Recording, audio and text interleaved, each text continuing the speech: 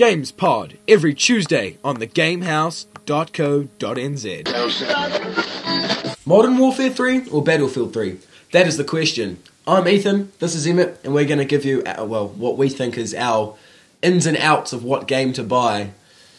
Now, personally, I'm not a Call of Duty man. I am a Battlefield and Halo. Well, Halo is mainly my main thing. But Battlefield 3 to me looks a lot better than Modern Warfare 3 does. I just think that with Modern Warfare 3, you unlock stuff as you get kills on the multiplayer. You get planes, choppers, and yeah, cool, you get to call them in. Some you don't even get to control. But Battlefield 3, you get on the mic, you tell one of your friends, hey, I need backup. I need backup here. And they get in a plane and they come and bomb everything that you need them to, because you don't need to set coordinates. They can see for themselves where the people are and just take them out. There was a bit of a uproar about the bricks on Modern Warfare 3. Oh my god, I see in the new, I think it's the single-player Redemption trailer, there's a 5-second clip of a guy running along a roof from some kind of helicopter, and they're bricks, unlaid bricks, and you can see the same textures that were in Modern Warfare 1 and Modern Warfare 2, and that really pissed me off.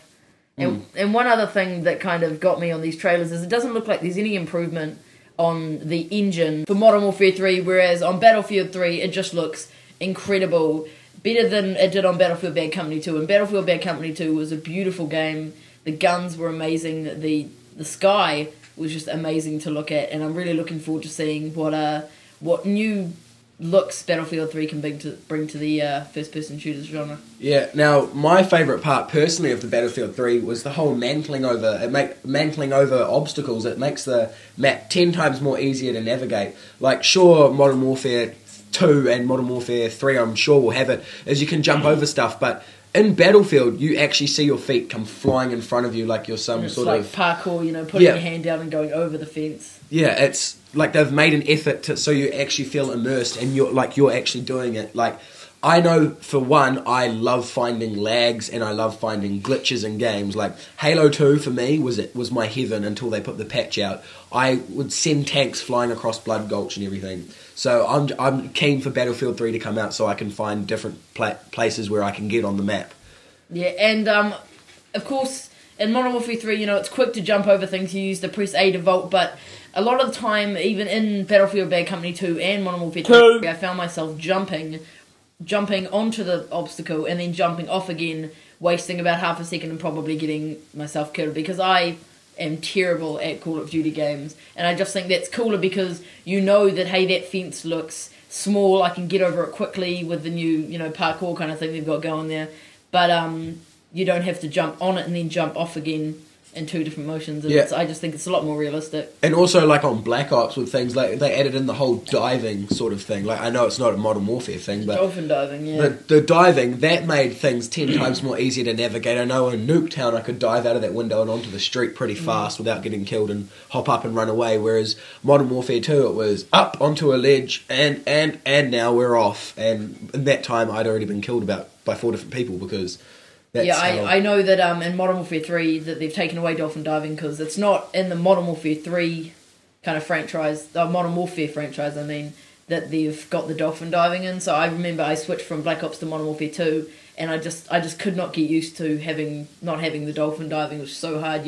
I run towards a window and I'm just like, come on, dolphin diving, and then I just hit the ground and end up dying. Another thing that I would like to bring to attention is the sound of guns. In Battlefield 3, the guns sound a lot meatier and deeper and more realistic than I personally think than they do on Modern Warfare 3 trailers. So that's big ups to DICE for that. So yeah. Another thing I wanted to mention is the size of the maps. In one of the recent videos, the 4 days left for the Frostbite 2 engine, it mentions that it fit 3 times the size of one map in Battlefield Bad Company 2 into just one. And I think that's awesome. It's kind of like, Nuketown, you're running around, you spawn, you turn a corner 3 steps forward and you're dead. This map you can spawn and you're running for 5 minutes and not seeing anyone. And I just think, it's a lot more realistic warfare, and there'll be a lot more tactical warfare in it, so you won't just be going lone wolf, running and gunning in each room you see in a house. You'll actually be not really, loading up on doors, but you know what I mean. You're going in as a team and finding where everyone is and taking them out. And another thing that I want It's just a little thing. It's a Battlefield 1943. You had the choice to spawn on an aircraft carrier, which was safe enough for a little bit until planes decided to come and bomb it. And if you could spawn on an aircraft carrier in Battlefield 3, I just love that. Yeah. Just going back to your map size thing. The size of the map, it said that you can fit 3 Atacama Deserts, which is a map off Battlefield Bad Company 2. 3 of them inside that map. Now that's massive if you can think back and see how big that was. The only thing is that's massive. There's going to be heaps of snipers, and that grates me because I'm not a sniping person. But the only reason it grates me is because you have to be bloody good at sniping to be a decent sniper. And there's so many of you out there, and I can guarantee at least like some of you that are listening now are like, yeah, I'm a sniper, I'm going to love that map, because you honestly will. And if I ever verse you, you'll probably get a lot of profanities and swear words coming from my microphone. So... And also, I saw a video on YouTube that had a couple of views. It was a small-time person that actually had a video, and he was a sniper, and he was going up in the hills, and he thought he was safe from snipers. He had seen the reflections coming through, and he got them. But then this little Jeep comes alongside of him, and he doesn't notice it. And 3 guys get out and just start opening up on him, and it was pretty impressive seeing just the tactics that go into even taking out a single person. And another thing is, you snipers got to be careful with Battlefield 3, because when you go into your scoped vision, any light that is shining on you will refract off your lens of your scope and go back to the player, so it's easier for us non-sniping people to identify where you are and take you out a lot faster. And it's a notification to get down quickly because they are looking at you. Yeah. And also tactical flashlights, if you use them, I will attack you. They do not look fun at all. Is it like a flashbang? It's pretty much a flashlight on the bottom of your gun, and it's really easy for people to see where you are, because if you're looking at a wall and they're on the side of you, they can see the flashlight on the wall, so they come around. But if you get aimed at, it just takes the entire screen into a bright light. So, to wrap it up, from me, I'm saying get Battlefield 3. Battlefield 3 on my way too. Emmett says Battlefield 3 as well, if you didn't hear that.